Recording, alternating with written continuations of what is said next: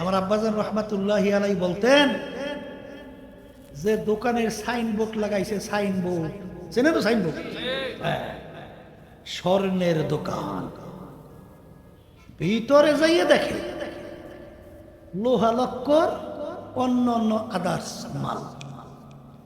এখন ক্রেতা তো ঢুকছে সাইনবোর্ড থেকে কি কেনার জন্য, স্বর্ণ কেনার জন্য ঢুইকে ভিতরে দেখে লোহা লক্কর অন্য আদার্স। এখন দেখি একবার মালের দিকে তাকায়, একবার সাইনবোর্ড। তখন বলতেছে, ভাই ব্যাপার কি, আপনি সাইনবোর্ড লাগাইলেন স্বর্ণের দোকান, ভিতরে লোহা লক্কর, আপনি সাইনবোর্ড পরিবর্তন করেন, তাড়াতাড়ি পরিবর্তন করেন। বর্তমানে নাম দিয়েছে ইসলাম, নির্বাচনী ইশতেহারের ভিতরে ইসলাম নাই, নাম দিয়েছে ইসলাম। এই ছেলেরা সরো, মেয়ে বন্ধুরা আসো, বৈষম্য দূর করতে হবে। এই মেয়ে ছেলেদের ভিতরে পার্থক্যটা কে করছে? না আপনি করছে, না আমি করছি, না কোনো পীর করছে, না কোনো মুক্তি করছে, কে করছে? খবর রাখো কিছু। তাহলে বৈষম্য করছে কে? আল্লাহ। নাউযুবিল্লাহি মিন যালিক। কি করতেছো, কি করতেছো? হ্যাঁ, সাইনবোর্ড পরিবর্তন করো, বাস্তব যে চিত্র সেইটা তুললে ধরো। এই জন্য আমার বাজানদেরকে বলবো, পর্দালে মা বোনদেরকে বলবো, খবরদার খবরদার, সতর্ক অবস্থায় পা বাড়াতে হবে। কারণ কবরের মধ্যে কোনো দলাদলি নেই। কবরে যদি কেউ পড়ে যাবেন আমি সর্বনাইল মুরিদ, যথেষ্ট হবে। হ্যাঁ, আমি অমুক দলের লোক, এই আমি অমুক বংশ, অমুক এই প্রেসিডেন্ট, তার জন্য প্রশ্ন কবরে কয়টা? তিনটা। কয়টা? রাস্তার ফকির, পীর সাহেব হুজুরের জন্য প্রশ্ন, আর মুরিদের জন্য হায় হায়। কালিমা পীর সাহেব হুজুরের ভিন্ন না এক? পীর সাহেব হুজুরের আল্লাহ এক না আপনাদের আল্লাহ আবার ভিন্ন? সব এক, কালিমাও এক, প্রশ্নও এক। তাইলে বুঝা শূন্য কবরে যাওয়া লাগবে।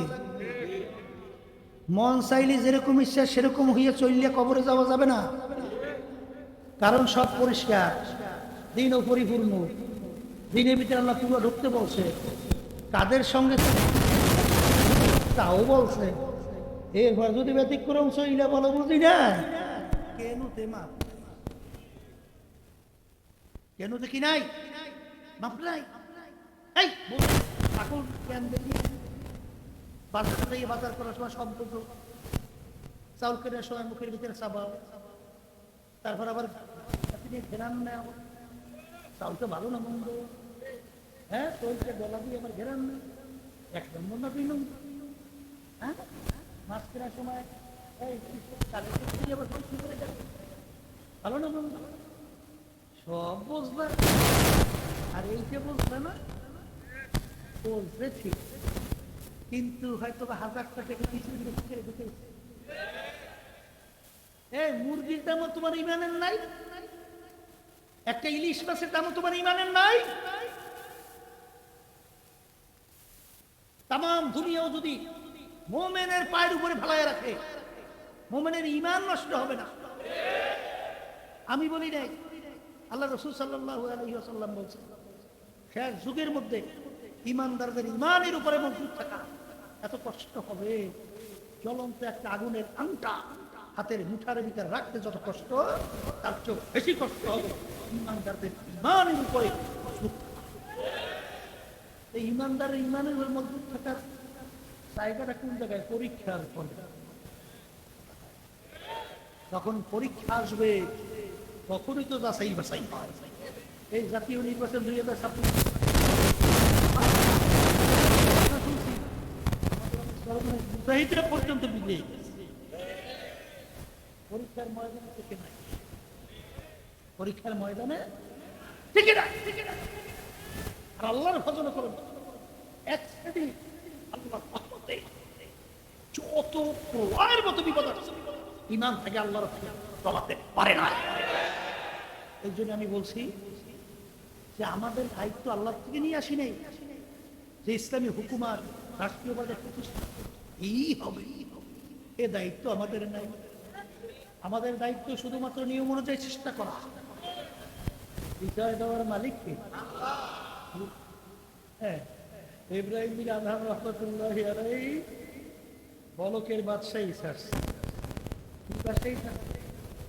হায় রে হায়, বাদশাহী ছাইরা লাকড়ি বোঝা মাথায় নিয়ে টানার দায়িত্ব পালন করে, ময়লা দায়িত্ব পালন করে মেথরে যায়। এই যে ইব্রাহিম বিন আদম রহমাতুল্লাহ আলাইহি বলকের বাদশাহী ছাড়লো কাকে পাওয়ার জন্য? আবার জোরে বলেন আল্লাহকে পাওয়ার জন্য। সাহাবায়ে কেরামরা বাড়িঘর ছাড়ছে, এই স্ত্রীর পুত্র আত্মীয় স্বজন ছাড়ছে, পেটের ভিতরে পেটের খুঁড়ে পাথর বাঁধছে, শরীরের ভিতরে রক্ত মোবারক ঝরঝর করে পড়ছে। এই সমস্ত কার্যক্রমগুলো কেন করছিল? বলেন আল্লাহকে পাওয়ার জন্য, বলেন আল্লাহকে পাওয়ার জন্য, বলেন আল্লাহকে পাওয়ার জন্য। আর বর্তমানে এক শ্রেণীর বের হয়েছে, নাম ইসলাম, আবার নাম দেশে হুজুর, আবার নাম দেশে সর্বনে মুজাহিদ, আর এগুলা আল্লাহ রেখাচ্ছে ক্ষমতা পাওয়ার জন্য, টাকা পাওয়ার জন্য, সম্মান পাওয়ার জন্য, সম্পদ পাওয়ার জন্য। কথা ঠিক কিনা? কিন্তু বাজার দোয়া করেন আল্লাহর কাছে যে মালিক এমন ইমান নির্ভেজাল আপনি আমাদের দান করে সেই পথের ভিতরে, কাজের ভিতরে আপনি বেসা দুনিয়াও যদি আমার পায়ের উপরে পড়ে, তারপরে সেই পথে আপনি আমাকে নিয়েন না। কথা ঠিক কিনা? আল্লাহ রাসূল সাল্লাল্লাহু আলাইহি ওয়াসাল্লাম কাফেররা একত্রিত ছিল, তিনটা প্রস্তাব নিয়ে গেছিল। কয় প্রস্তাব? কি প্রস্তাব? ও মুহাম্মদ সাল্লাল্লাহু আলাইহি ওয়াসাল্লাম, তুমি কি চাও? তোমার ধনী হইতে মন চায়, সম্পদ দরকার? আমরা সিদ্ধান্ত নিয়ে আসছি আরবের ভিতরে সবচেয়ে বড় ধনী তোমাকে বানায়, সম্পদ যা লাগে। দ্বিতীয় প্রস্তাব, তোমার কি দরকার? ক্ষমতা লাগবে? তাহলে আমরা ঠিক করে নিয়ে আসছি আরবের নেতা তোমাকে আমরা বানিয়ে দেব। এরপর কি লাগবে? সবচেয়ে আরবের ভিতরে সুন্দরী মেয়েটাকে তোমার জন্য বিবাহের ব্যবস্থা করতে হবে। করব, কিন্তু শর্ত কি? এক আল্লাহর উপরে ঈমান আনার দাওয়াত দাও, কিন্তু আমাদের কার্যক্রমের ঊর্ধ্বে কিছু বড় কথা ভালো করে বলতে, তোমরা ঈমান এক আল্লাহর উপরে ঈমান আনার দাওয়াত আমাদের কার্যক্রম। কথাটা বুঝেন? যদি এতটুকু করতে পারো, এই তিন প্রস্তাব তোমার আল্লাহ রাসূল সাল্লাল্লাহু আলাইহি ওয়াসাল্লাম কি উত্তর দেয়? এই এটা তো সম্ভব, অসম্ভব যদি সম্ভব করে দেখাও, অর্থাৎ আকাশের সূর্য, আকাশের চন্দ্র, আমার এক হাতে সূর্য আর এক হাতে চন্দ্রও যদি দাও, তাহলে আমি এক আল্লাহর উপরে ঈমান আনার দাওয়াত এবং তোমাদের অন্যায় প্রতিবাদে আমি কথা বলতেই থাকবো। এক পর্যায়ে আল্লাহ রাসূল সাল্লাল্লাহু আলাইহি ওয়াসাল্লাম তার জন্মভূমি মক্কা শরীফ থাকতে পারে নাই, তাকে হিজরত করে মদিনা শরীফ যাইতে হয়েছে। আর সেই আল্লাহর হাবিবের উম্মতেরা দাবিরা আমরা দাবি করি, আর আল্লাহ রাব্বুল আলামিন কোরআন কারীমে বলে আমিনু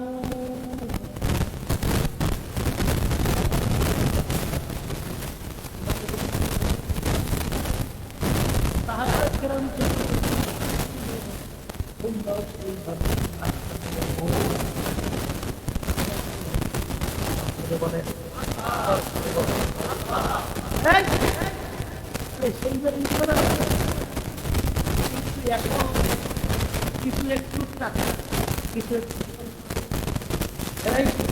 এর বিনিময় ইমান হাজার যুক্ত ঠিক আমাদের সকল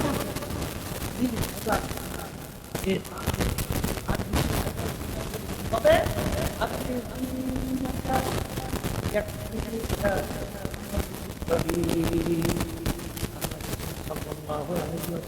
বলেন নির্বেজাল সত্য পরিষ্কার ইমান যদি তোমাদের থাকে অল্প নেক আমল করবে তো তুমি সোজাসুজি সিরাতুল মুস্তাকিম পাইয়া বেহেশতে যাইতে পারবা। আপনার যে ইমান যদি তোমার হয় বস্তা বস্তা আমল কোনো কাজে লাগবে না। কথা ঠিক কিনা?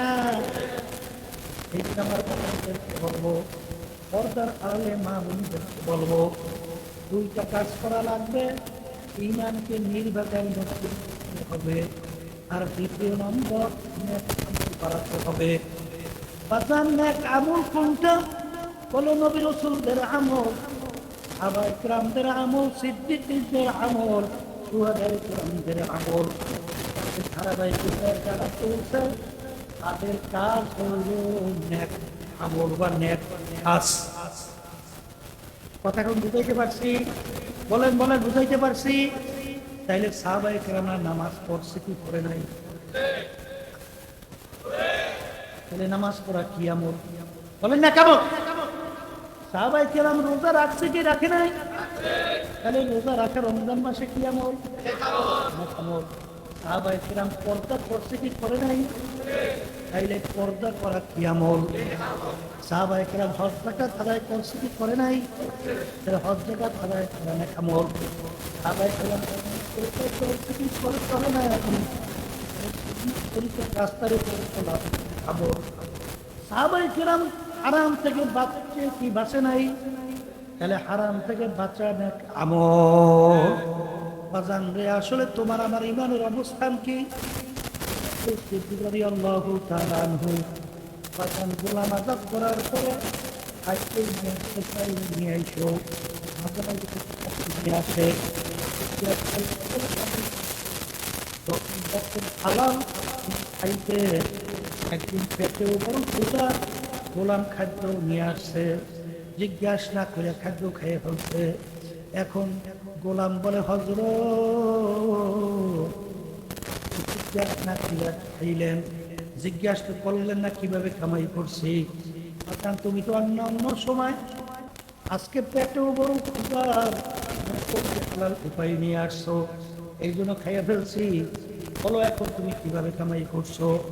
তখন গোলাম বলে হযরত আমি যখন কাফেরদের অন্তর্ভুক্ত ছিলাম, জাদুবিদ্যার মাধ্যমে একটা লোককে তদবির করছিলাম, ওই লোকটার সঙ্গে দেখা, ওই লোকটা ওই তদবিরে ভালো হয়ে গেছিল, ওর বিনিময় আমাকে খাদ্য দিছে। তখন আবু বকর সিদ্দিক রাদিয়াল্লাহু তাআলা আনহু বলেন, ইন্না লিল্লাহ, জাদুবিদ্যার মাধ্যমে তদবির করা কামাই সম্পূর্ণ হারাম, তুমি তো আমাকে হারাম খাওয়াইছো। এই কথা বইলে গলার ভিতরে আঙ্গুল দেওয়া শুরু করলো। লোকেরা বলে আমি আপনি তো না যাই না খাইছেন, আমার মালিক তো ধরবেন না, আর এখন পেটের ভিতরে খানা চলে গেছে, কিভাবে বের করবেন? নিজেকে কষ্ট দেন। আবু বকর সিদ্দিক রাদিয়াল্লাহু তাআলা আনহু বলেন, হে আমার সাথীরা, আমার সাহিবীরা, আল্লাহ রাসূল সাল্লাল্লাহু আলাইহি ওয়াসাল্লাম বলছেন, যেই হারাম মালের দ্বারা রক্ত এবং গোশত তৈরি হবে তার জায়গা জাহান্নাম ছাড়া হবে না। আমি আবু বকর যদি মারাও যাই, তারপর ওই খাদ্য আমার পেটে আমি হজম হতে দেব না। তখন লোকেরা পরামর্শ দিল, হুজুর পেট বইরা পানি খান, পেট বইরা পানি খাওয়ার পরে গলায় আঙ্গুল দিলে বমি হবে, খাদ্য বের হয়ে আসবে। তিনি পেট বইরা পানি খাইয়া গলায় আঙ্গুল দিল, বমি হয়ে গেল, খাদ্য বের হয়ে আসলো। তিনি বলেন আলহামদুলিল্লাহ। বাজানে এই ছিল তাদের ঈমান। আর আজকে আমরা ঈমান দাবি করি, আল্লাহ মাফ করুক, অনেকে নামাজও পড়ে ঘুষও খায়, অনেকে নামাজও পড়ে ওষুধও খায়। আল্লাহ মাফ করুক, অনেকে নামাজও পড়ে টেন্ডারবাজি, সাদাবাজি, দুর্নীতি, জুলুম,